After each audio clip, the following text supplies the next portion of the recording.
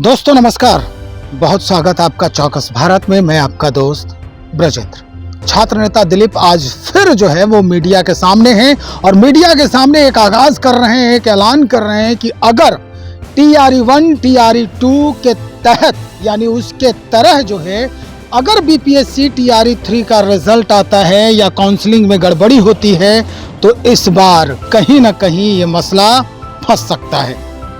इस बात को लेके 12 अगस्त यानी सोमवार के दिन जितने भी अभ्यर्थी हैं BPSC TRE3 के, उनको BPSC बुलाया गया है छात्र नेता दिलीप के द्वारा।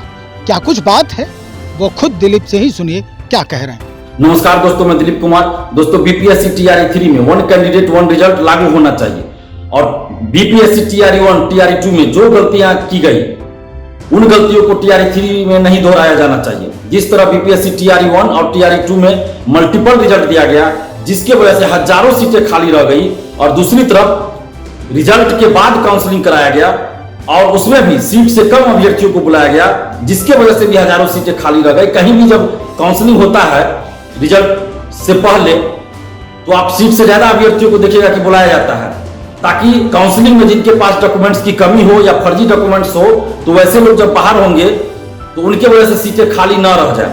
इसलिए सीट से ज्यादा अभ्यर्थियों को काउंसलिंग में बुलाया जाता है और रिजल्ट से पहले काउंसलिंग करवाया जाता है। लेकिन BPSC शिक्षक भर्ती पहला ऐसा उदाहरण बन गया जो रिजल्ट के बाद काउंसलिंग करवाता है। वही BPSC आप देख लीजिए कि अन्य परीक्षाएं जो आयोजित करवाती है, चाहे सिविल सेवा की हो या और कोई परीक्षा या फिर BSSC से कोई परीक्षा होती है, तो देखिएगा कि काउंसलिंग रिजल्ट से पहले करवाया जाता है और सीट से ज्यादा अभ्यर्थियों को काउंसलिंग में बुलाया जाता है ताकि सीटें खाली न रहे। BPSC TRE1 TRE2 में क्या हुआ, मल्टीपल रिजल्ट दिया गया जिसके वजह से हजारों सीटें खाली रह गई और रिजल्ट के बाद काउंसलिंग करवाया गया।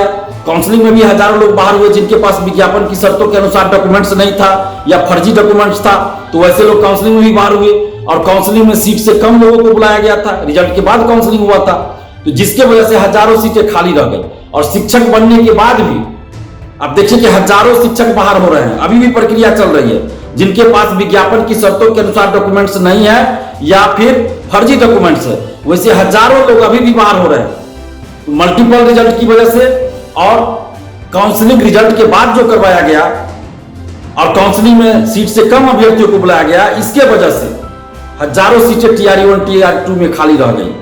और दूसरी तरफ काउंसलिंग में जांच अच्छे से नहीं हुई सर्टिफिकेट की, तो हजारों सीटें TRE1 TRE2 में खाली रह गई और दूसरी तरफ हजारों शिक्षक अभ्यर्थी बेरोजगार रह गए, उनको नौकरी नहीं मिली, जबकि उनके पास विज्ञापन की शर्तों के अनुसार सारा डॉक्यूमेंट्स था, सारा शैक्षणिक प्रशैक्षणिक सर्टिफिकेट मौजूद था। कटअप के बराबर मार्क्स लाने के बाद भी हजारों लोग शिक्षक नहीं बन पाए, उनको बाहर कर दिया गया, बेरोजगार रह गए। कटअप से 1 नंबर 2 नंबर 3 नंबर कम वाले भी हजारों अभ्यर्थी बाहर हो गए और दूसरी तरफ हजारों सीटें खाली रह गई। तो ऐसी नौबत TRE3 में न आए। TRE3 में लाखों शिक्षक अभ्यर्थियों के साथ न्याय हो, इसलिए हम लोग नीतीश कुमार जी से मांग करते हैं, BPSC से और शिक्षा विभाग से ये मांग करते हैं कि TRE3 में 1 कैंडिडेट 1 रिजल्ट लागू किया जाए और रिजल्ट से पहले काउंसलिंग करवाया जाए और सीट से ज्यादा अभ्यर्थियों को काउंसलिंग में बुलाया जाए।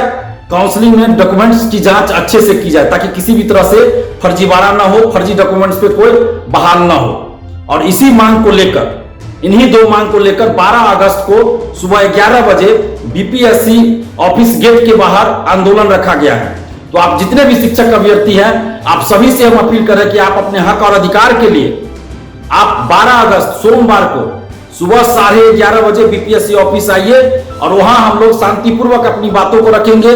BPSC चेयरमैन सर से मिलकर जो डिमांड हम लोग का है कि 1 कैंडिडेट 1 रिजल्ट लागू होना चाहिए और रिजल्ट से पहले काउंसलिंग होना चाहिए, काउंसलिंग में सीट से ज्यादा अभ्यर्थियों को बुलाया जाना चाहिए, तो ये सारी बातें हम BPSC चेयरमैन सर के सामने हम लोग रखेंगे।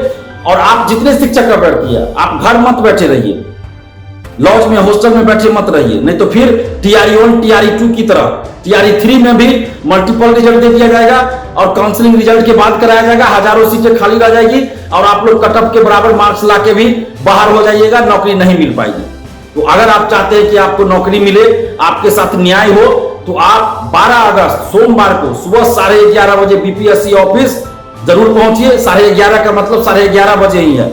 लेट नहीं कीजिएगा, 11:30 बजे से 5 मिनट पहले ही पहुंच जाइए आप लोग, और शांतिपूर्वक हम लोगों को अपनी बातों को मीडिया में रखना है और बीपीएससी चेयरमैन सर के सामने रखना है। और कोई भी अगर आपको भीड़ में, चाहे वो कोई भी हो, उकसाने की बात करे, हिंसात्मक बात करे, तो वैसे लोगों को पहचानिए और वैसे लोगों को पुलिस के हवाले कर देना है। चाहे हम लोग कहीं मीटिंग करते हैं, कहीं बैठक करते हैं या कोई आंदोलन करते हैं, हम हमेशा कहते हैं कि भीड़ में अगर कोई आपको उकसाने की बात करे, हिंसा की बात करे, तो वैसे लोगों को पकड़कर पुलिस के हवाले कर देना है।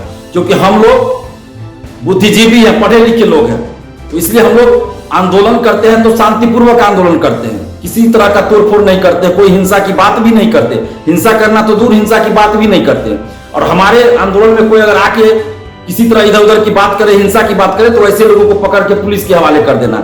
और आप जितने भी शिक्षक अभ्यर्थी, आप सबसे अपील कर रहे हैं कि 12 अगस्त को सुबह 11:30 बजे बीपीएससी ऑफिस गेट आइए और हम लोग शांतिपूर्वक अपनी बातों को सरकार के सामने मीडिया के माध्यम से रखेंगे और बीपीएससी चेयरमैन सर से मिलकर अपनी बातों को रखेंगे, ज्ञापन सौंपेंगे। और आप जितने शिक्षक अभ्यर्थी है, आप सभी अपने साथ मोबाइल को बचाने के लिए, चूंकि अभी बरसात का समय है, कभी भी बारिश हो जाती है, 2 मिनट बारिश होती है फिर छूट जाती है, तो छाता रख लीजिए, एक छोटा पॉलिथीन रख लीजिए ताकि मोबाइल को आप बचा सके पानी से।